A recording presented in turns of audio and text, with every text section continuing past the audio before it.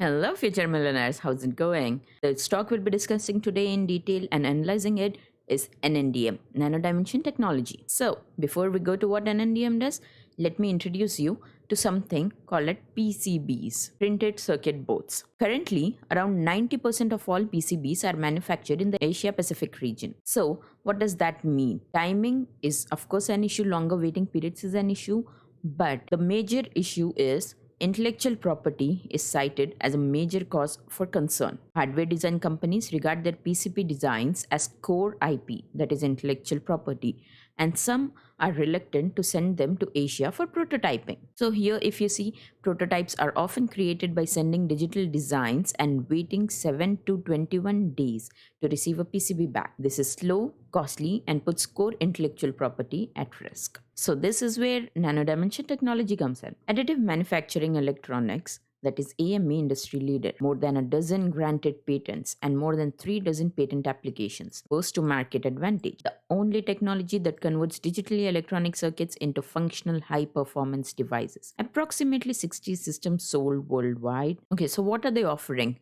They have this Dragonfly LDM, which alone, I guess in 2020, if I'm not mistaken, this device alone got around 500 million revenue in sales. And then they have this high PEDs and all these devices for fast prototyping. If you guys have missed my video on NNDM's latest news, here it is. Please have a look. So, who are their customers? They said approximately 60 systems sold globally. That is, 3 multi-billion US dollar defense manufacturers, 2 European defense companies, multiple leading research institutions around the world. Okay, so one thing to notice here is they are not into mass production. They develop the prototypes only for research and development based projects. As for now, let's have a look at their financial results. I would like to bring to your notice that because of COVID-19 pandemic, their 2020 was affected and the company witnessed a significant decrease in its revenues during 2020. Let's see what the CFO has to say. We ended 2020 with a strong balance sheet and 671 million in cash and bank deposits thanks to the equity offerings we concluded during the year, and we have strengthened it even more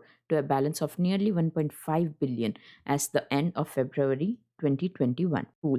These results were released on March 11th. Research and development expenses for the fourth quarter of 2020 were 3.7 million compared to 1.5 million. That is almost double from that of 2019. So that is very, very good sign according to me. They are investing in research and development.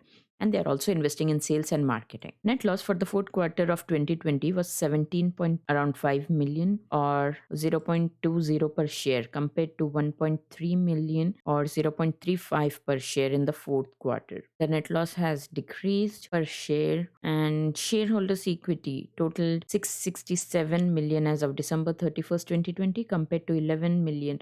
So that's a big difference from 2019 December to 2020 December. And let's see what their plans are for 2021. So their plan for 2021 is they started a prototyping fabrication service business, nano services, expand nano services as revenue generator, but mainly as a route for Dragonfly purchases once capex are released post-corona, invest heavily to preempt seeds of competition, minimal investments in sales and marketing until COVID-19 is over. Now let me play the devil's advocate.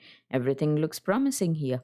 Let's see about the president and CEO at Nano Dimension, Yev Stern. What I have heard about him is that he is known for taking a small company, making it huge, and then leaving it. So I don't know if this should be a point of concern, but let's see. If you see his experience, founder and CEO at computer rental stores, 3 years and 11 months, almost 4 years there.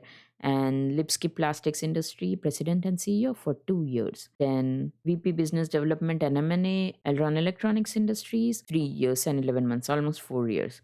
And president at Wallstreet International, 1.5 years. Executive chairman and president and CEO at DVTEL and co-chairman. So all you see here, and he has been president and CEO of Nano Dimension for 1 year and 3 months now. I'm not sure if this is a point of concern. What do you think about it? Do let me know in the comments below. Thank you.